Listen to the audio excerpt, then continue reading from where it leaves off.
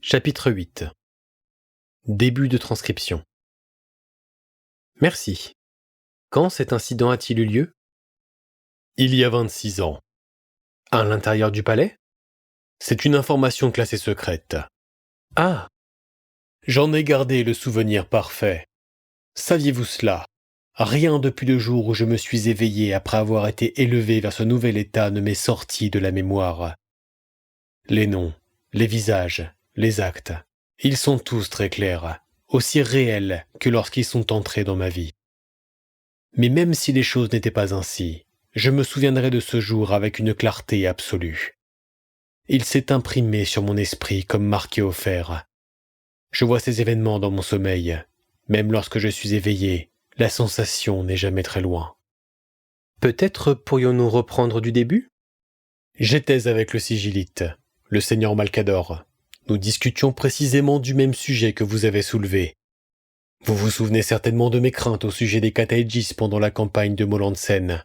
Ces préoccupations n'avaient pas disparu durant le siècle qui a suivi leur nombreux déploiements.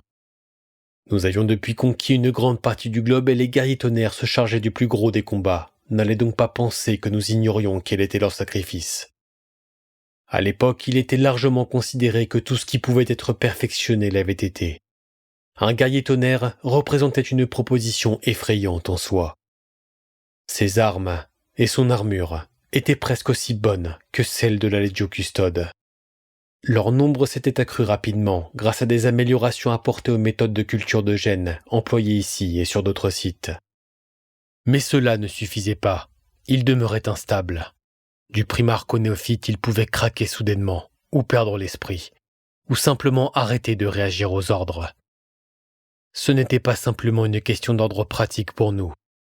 C'était horrible à contempler. Le sang d'un combattant pouvait soudain se rebeller contre les artères qui le transportaient, où ses organes pouvaient commencer à se dévorer eux-mêmes, où ses muscles explosaient en croissant à une vitesse folle. Ce n'était pas une façon de mourir pour des créations aussi fières et intrépides. Ayez aussi à l'esprit qu'eux-mêmes avaient tout à fait conscience de cette issue probable. Cela avait des effets prévisibles sur leur psychologie. En se sachant limités par le temps, leur attitude risquait de devenir encore plus cavalière. Ils avaient été difficiles à gouverner depuis le début. Mais au moment où l'Imperium commençait à atteindre son zénith, il risquait de devenir un empire à l'intérieur de celui-ci. Et un empire où les dangers du passé s'inscrivaient en grosses lettres. J'étais venu m'entretenir avec Malcador de ce sujet. Nous nous étions rencontrés à de nombreuses reprises pour débattre de ce problème, à certaines occasions en présence de l'empereur lui-même. Cette fois, cependant, notre entrevue ne fut pas avec lui, mais avec la plus grande spécialiste de tout l'Imperium en matière d'art génétique. Vous connaissez son nom, bien sûr. Je vous parle d'Astarté. Amar Astarté. Tout à fait. Tous les trois, nous étions réunis pour aborder quelque chose qui avait été développé sous ses auspices depuis un certain nombre d'années. Une façon d'amener l'ordre dans cette situation. Nous avions acquis notre empire grâce à l'application de la science génétique. Nous estimions tous que ces faiblesses pouvaient aussi être purgées par l'application de la science génétique. Chaque victoire qu'obtenaient nos armées trouvait son pendant dans une victoire qu'obtenaient les laboratoires souterrains qu'avait établi l'empereur. Il est important de comprendre à quel point ce programme était essentiel et quelle était sa difficulté. Nous œuvrions à partir de fragments de connaissances anciennes, dont l'essentiel avait été perdu depuis des siècles et n'avait été préservé que par ses efforts sans relâche. La complexité du projet était prodigieuse. Elle exigeait d'y consacrer d'importantes ressources. Chaque fois qu'un engagement nous permettait de récupérer une part de technologie inestimable, celle-ci était rapportée et mise au service du but ultime. Une solution au problème de l'instabilité génétique. Il arrive qu'on me demande pourquoi il a fallu autant de temps pour soumettre ce monde. Je suis toujours tenté de répondre qu'aucun autre conquérant n'avait dû forger ses armes en même temps qu'il livrait sa guerre. La victoire appelle la victoire en fin de compte. Mais ce ne fut jamais facile. Notre rencontre ce jour-là était nécessaire, du fait de certains désaccords sur la ligne de conduite qu'il fallait adopter à ce stade. Le sigillite avait été impliqué de près dans les travaux de l'empereur et défendait une approche radicale, ou c'était du moins ce qui me semblait. Le seigneur Malcador avait et a toujours une grande foi dans le façonnage génétique. Notre seule faute, a-t-il argumenté, était que nous n'étions pas allés aussi loin que nous le pouvions. Je n'étais pas du même avis. Je n'avais pas appris à avoir la même foi inébranlable dans les processus que nous utilisions. La production de masse de guerriers génomodifiés est semée d'obstacles. Nous autres de l'ordre sommes biologiquement altérés, bien sûr, mais nous concernant, la procédure est singulière et très soignée. Elle ne suffirait jamais à fournir une armée entière de cette façon, ou bien la capacité de production de l'Imperium ne serait plus en mesure de générer quoi que ce soit d'autre. Et j'étais néanmoins d'avis que les custodiens à ce stade étaient en capacité de superviser la phase de croissance suivante de l'Imperium, avec le renfort des armées bien plus importantes de troupes non modifiées que nous possédions alors. Tel était le point central de notre divergence. Et Astarté ? Astarté occupe une fonction. Elle est un génie, bien évidemment, mais son talent réside dans la science, pas la politique. Elle se considérait comme une servante de l'empereur. Pour être plus exact, je crois qu'elle se considérait comme une manifestation des intentions de l'empereur. Je devrais développer ce point. Il s'en trouve pour clamer de façon inopportune que l'Imperium est le résultat des efforts d'un seul.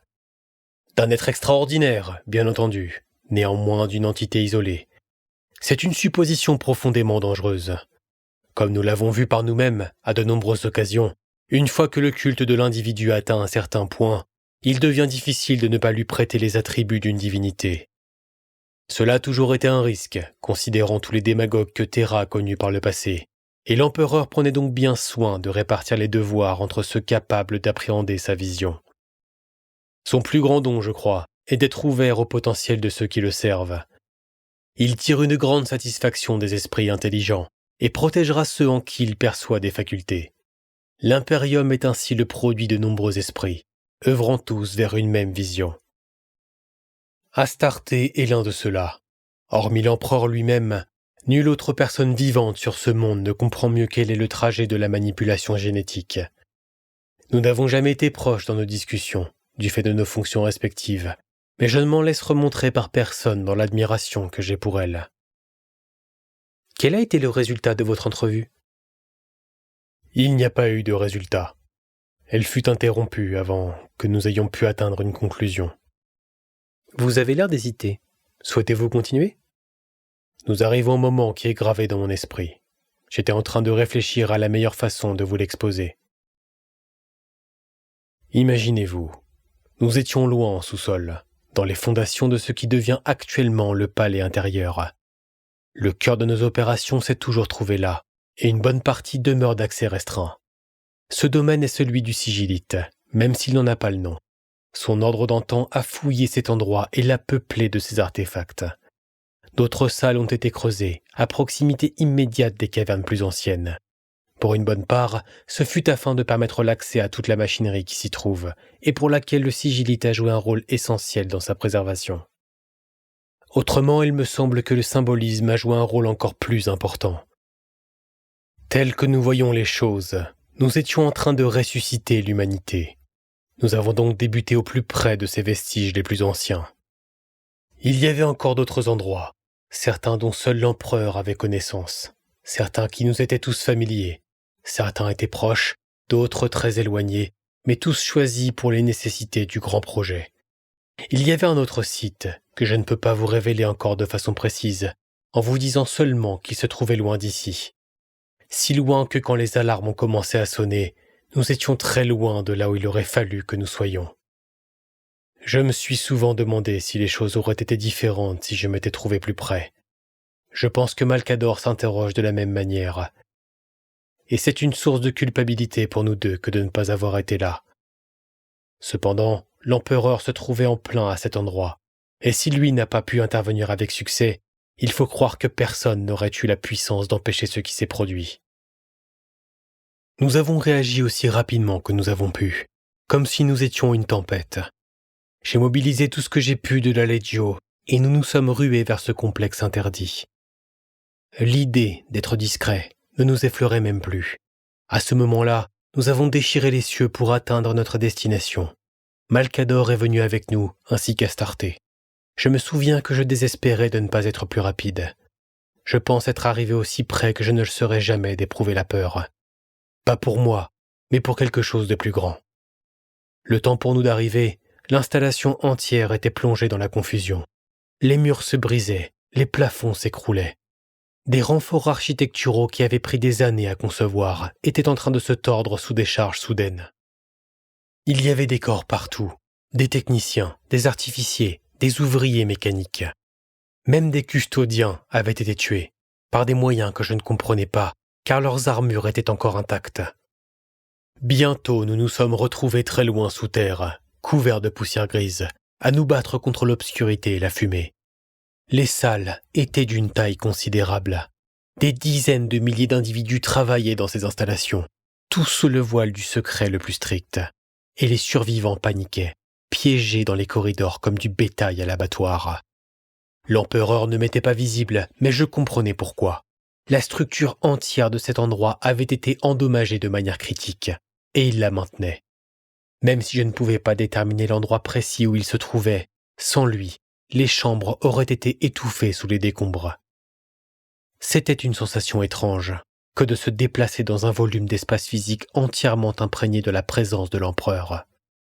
Cela était aussi pour moi un rappel de son pouvoir. Il m'en faut même à moi, de temps en temps. Et donc, plus j'ai vu de choses alors, plus j'ai senti l'angoisse se tendre vers moi. Vous vous rappelez de ce que je vous ai dit à propos du mal que nous percevions en Molandsen? La même sensation était là, mais bien plus concentrée.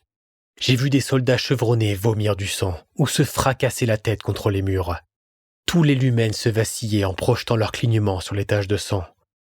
Il était difficile d'y respirer malgré notre physiologie et la protection de notre armure. Plus nous progressions, plus nous étions les témoins de nouvelles horreurs. Ce fut bien pire que Molandsen, car c'était un lieu que nous avions taillé et façonné nous-mêmes.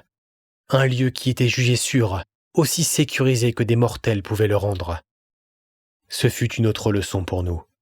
Il n'existait pas d'endroit sûr. Où était-ce? Que s'était-il passé? Je ne peux pas vous dire tout. Vous en comprendrez plus en temps voulu. Nous nous sommes empressés de récupérer ce qui pouvait l'être. J'ai dirigé les guerriers de mon ordre pour imposer un contrôle sur les secteurs extérieurs et nous y sommes parvenus lentement. Ils ont été poussés à euthanasier tous ceux dont l'esprit avait été retourné par ce qu'ils avaient vu. Ceux qui pouvaient encore survivre ont été emmenés vers des unités médicales. Des équipes d'ingénierie d'urgence furent amenées par navette pour renforcer les portes extérieures, pour que nous ne finissions pas enfouis vivants. Chacune d'elles était accompagnée par un custodien, car il y avait encore de la folie qui chantait dans l'air, et je ne pouvais faire confiance qu'à mes semblables pour y résister. J'ai alors commencé à comprendre la vraie nature de ce que nous avions contre nous. Le prêtre roi n'avait été qu'un éclat détaché de ce même cristal, un simple fragment d'une abomination plus grande. Ici, je pouvais même la respirer. Je pouvais sentir le goût de son essence comme du bois sur ma langue. Même maintenant, il m'arrive certains jours de le sentir encore. La plus grande des nombreuses chambres était perdue pour nous. L'intérieur était en flammes. Ces grandes citernes de verre étaient brisées. J'ai regardé à l'intérieur rien qu'une fraction de seconde, et j'ai vu 20 réceptacles auxquels leur contenu avait été dérobé, et des éclairs continuaient de sauter encore d'une palette à l'autre. Il n'y avait plus rien à faire ici, et j'ai failli me détourner des cryptes qu'il y avait enfouies plus profond. C'est Astarté qui m'a poussé de l'avant, et je l'ai suivie. Il y avait autre chose à sauver, a-t-elle dit, et j'ai vu instantanément qu'elle avait raison. Plus bas, dans de longues galeries taillées dans la roche, il y avait les dépôts secondaires. Essayez de vous représenter des murs de 50 mètres de hauteur, qui s'enfonçaient par-delà la vue jusqu'au cœur des ténèbres, tous tapissés de cuves en verre, rangés en sections précises. La température des cryptes était contrôlée, même si je sentais déjà la chaleur ambiante monter rapidement. Certains des chariots de transport avaient l'air gravement endommagés, avec des vitres cassées ou des joints de confinement abîmés. Si les cuves avaient été laissées là beaucoup plus longtemps, tout aurait brûlé. Astarté s'est montrée inestimable dans ces instants. Elle savait quelle eau devait être récupérée et lesquelles allaient devoir être abandonnées ici. J'ai réquisitionné et mis à la tâche tous les membres disponibles de mon ordre, car tous les techniciens de ce niveau étaient morts ou disparus. Un par un, nous avons extrait les lots et nous les avons emportés vers des lieux sûrs. Nous avons gardé une trace de tout ce que nous avons pris, pour nous assurer qu'aucun de ce que nous avions récupéré ne soit perdu. Nous deux, Astarté et moi, avons passé ces moments désespérés à travailler de concert. Sans parler beaucoup, car le besoin de faire vite était plus pressant, mais je me souviens de son expression tout du long. C'était celle d'une horreur presque infinie. Je ne suis pas toujours apte à déchiffrer les signaux émotionnels humains, mais je n'ai pas eu besoin d'aide à cet instant. Nous savions tous les deux que l'œuvre de toute sa vie, l'œuvre, pourrait-on dire, de l'impérium tout entier, avait été sur le point d'être complètement détruite. Au bout du compte, le pire ne s'est pas produit. Le projet de l'empereur n'a pas été entièrement perdu. Tout ce que nous avons appris au fil de ces siècles de redécouverte n'a pas disparu, même si sa concrétisation a été gravement endommagée. J'ai sauvé moi-même des flammes certaines de ces cuves, en sentant la vie qui palpitait à l'intérieur à travers mes gantelets. Quand nous avons fini, nous avons été forcés de nous retirer. Beaucoup des caches les plus reculées ont été abandonnées au sinistre. La structure entière s'était finalement mise à s'affaisser, et nos forces restantes ont reçu l'ordre de remonter à la surface. J'ai été le dernier à partir, aux côtés de Malcador. Je me rappelle avoir remonté le dernier couloir en courant, tandis que les panaches de poussière gonflaient sur nos talons, en me faisant la réflexion que pour un vieil homme, il parvenait à se déplacer vite quand il le souhaitait. Et ce fut la fin de tout ça. Une grande œuvre détruite, dont nous n'avons sauvé que les plus petits fragments. Pourquoi me racontez-vous tout ça ? Vous me l'avez demandé. Je vous ai demandé de me parler du commandement des Légions Tonnerres. Je pensais que mon propos était évident. Nous nous efforcions d'éliminer l'instabilité génétique. Si cela avait réussi, nous aurions créé des sujets dotés d'un bien plus grand contrôle sur leur puissance. C'est à cela que les tâches de commandement auraient été déléguées, car il y aura de plus grands champs de bataille face à nous une fois que ce monde aura été pleinement sécurisé. Des milliers. Mais cela a échoué. Cela a échoué. Et les cuves que vous avez récupérées, ont-elles... Cela a échoué, haute seigneuresses. Il n'y a pas de nouveaux généraux pour les armées de l'Impérium. Dans ce cas, et je m'aventure dans une zone délicate, j'aurais encore une question à vous poser. Je sais. Il n'y a plus eu de rapport d'activité provenant des guerriers tonnerres depuis des mois. Silence complet, même au Conseil, où nous étions habitués à recevoir des bulletins. Leur absence est-elle reliée d'une manière ou d'une autre à cet épisode ? Ou bien un protocole de sécurité a-t-il changé, qui impose le secret concernant leurs mouvements ? J'ai répondu à vos questions. C'est vrai, plus en détail que je n'aurais pu l'espérer, mais pas encore sur le sujet central jusqu'à présent. Que s'est-il passé au mont Ararat, capitaine général ? Votre temps est écoulé. Je suis allé là-bas, j'ai vu les vestiges. Qu'est-il arrivé aux guerriers tonnerres ? Fin de la transcription.